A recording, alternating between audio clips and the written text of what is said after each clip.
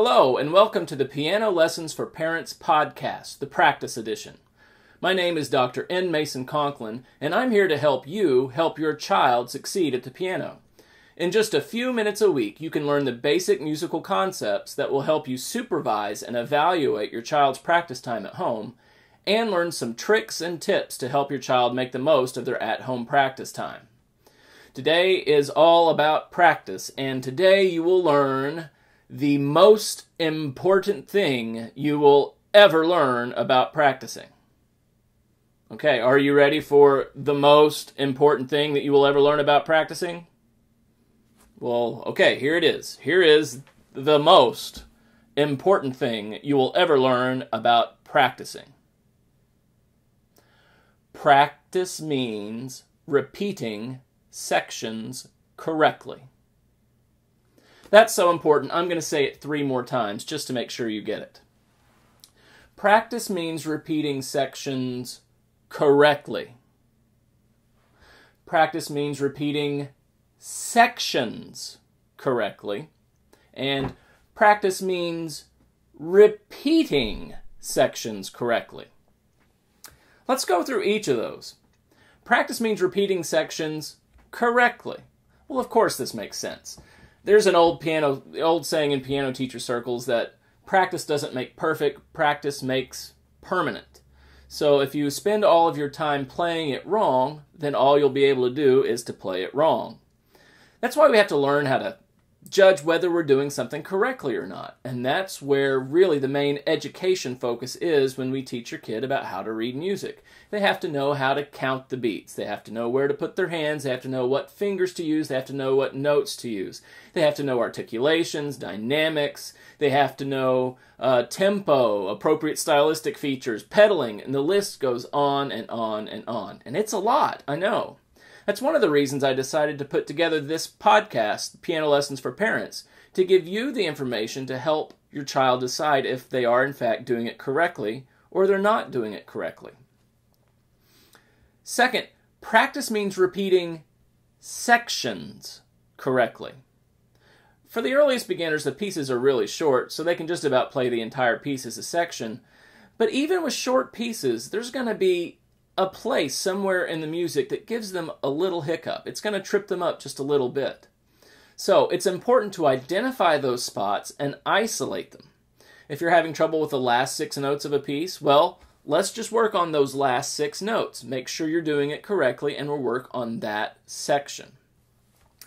Finally, practice means repeating sections correctly. Here's what I think normally happens at the practice bench. Little Jane sits down to practice her piece, and she plays, and oh shoot, she's made a mistake. So she tries again, and she plays, and shoot, she's made another mistake. And she plays, and another mistake. Now this may go on 5 or 6 times, and then it happens. She plays, she gets it right! Woohoo! Yay! I'm done? No, you're not. You just played it incorrectly 5 or 6 times, and correctly only 1 time. You need to repeat the section correctly to ingrain it the correct way. I have another little saying that gets at this concept too. It goes like this. In order to practice, you must first learn. See, most students think that when they sit down at the piano and they learn their music, that they're doing the practicing. Well, not yet really, because until you can repeat it correctly, you're not really practicing. You're just trying to learn what it is you're supposed to do. And this may be one of the best ways that you can help monitor practice. First say, okay, let's look at this section and learn the correct way to do it. Then you might need to help with finding a hand position and counting and getting their finger numbers correct and the note names.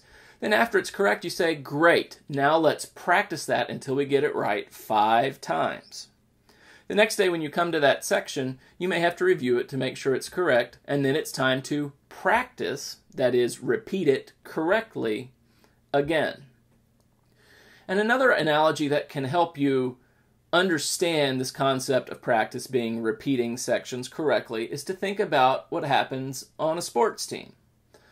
Instead of saying sections, let's say components of the game. Practice is repeating components of the game correctly. If it's basketball, maybe what you're practicing is your free throws. A free throw is a part of the basketball game. Now, when you first learn to shoot a free throw, well, that's step one. And then after you make it the first time, are you done? No, you have to sit there and you have to repeat that action over and over again, because eventually you want to get to the place where you make more free throws than you miss. And it takes time.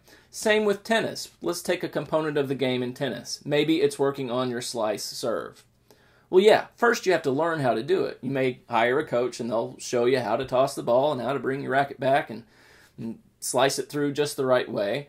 And you'll probably fail the first 7 or 8 times. It'll go straight into the net or way outside of the court. But then you're going to get it right once. All right. Are you now done with the slice serve? No, you're not. You're going to have to repeat it over and over again. And there's going to be times when you get it right more times than not, and times when it seems to fail you. And that's what practice is. Taking a section and repeating it correctly. Piano is no different than tennis or basketball or football, except there's no balls and you're not playing against anybody else, and there's not danger of injury so much, so maybe they aren't all that much alike.